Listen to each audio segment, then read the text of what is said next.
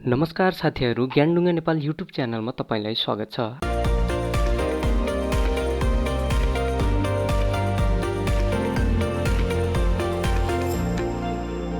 आज फेरि म तपाईहरू समक्ष नयाँ आइपिओ अपडेट लिएर उपस्थित भइसकेको छु।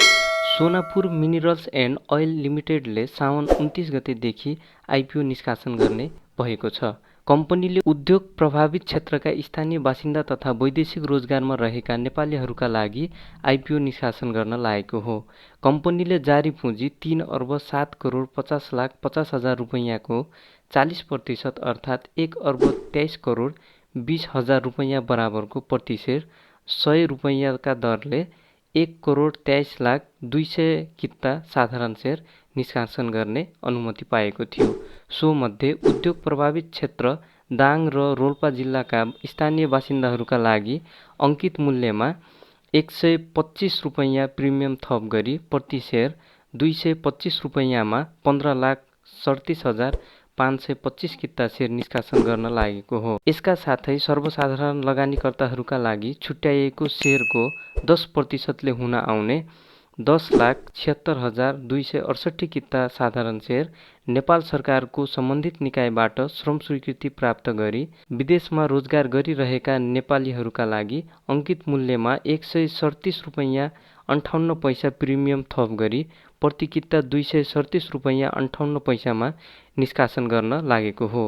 सो आइपिओमा न्यूनतम 10 किताका लागि आवेदन दिनुपर्नेछ भने आयोजना प्रभावित क्षेत्रका बासिन्दाहरूले अधिकतममा 15 लाख किताका लागि आवेदन दिन सक्नेछन् भने वैदेशिक रोजगारमा रहेका नेपालीहरूले अधिकतममा 10 लाख 76 हजार 268 किता शेयरका लागि आवेदन दिन सक्नेछन्। आयोजना प्रभावित क्षेत्रका स्थानीय बासिन्दाहरूका लागि निष्कासन बन्द छिटोमा भदौ 11 गते हुनेछ भने ढिलोमा भदौ 26 गते हुनेछ। वैदेशिक रोजगारमा रहेका नेपालीहरूले भने भदौ 11 गते भित्र आवेदन दिनुपर्नेछ। आइपिओ निष्कासनको लागि गराएको रेटिङमा इन्फोमेरिक्स क्रेडिट रेटिङ नेपालले कम्पनीलाई IRN BBB- इन्स्योर रेटिङ प्रदान गरेको छ।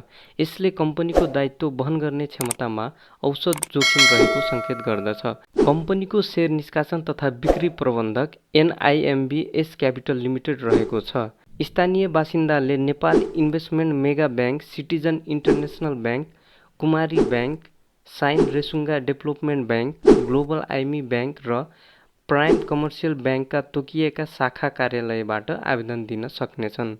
वैदेशिक रोजगारमा रहेका नेपालीहरूले नेपाल धितोपत्र बोर्डबाट स्वीकृति प्राप्त गरेका सम्पूर्ण सिआसबा सदस्य ब्याङ्क तथा वित्तीय संस्थाहरू र तिनका तोकिएका शाखा कार्यालयहरू तथा CDS एन्ड क्लियरेन्स लिमिटेडले निर्माण गरेको सफ्टवेयर मेरो शेयर अनलाइन प्रयोग गरी सिआसबा प्रणाली मार्फत आवेदन दिन सक्ने। साथीहरू, भिडियो हेरी कस्तो लाग्यो? राम्रो लाग्यो मलाई लाइक गरिदिनु होला, साथी माझमा सेयर गरिदिनु होला र च्यानलमा नयाँ हुनुहुन्छ भने सब्स्क्राइब गरिदिनु होला। आगामी दिनहरूमा पनि आइपिओ अपडेट्स र टेक्निकल नलेज लिएर आउने नै छु। हस्त, धन्यवाद।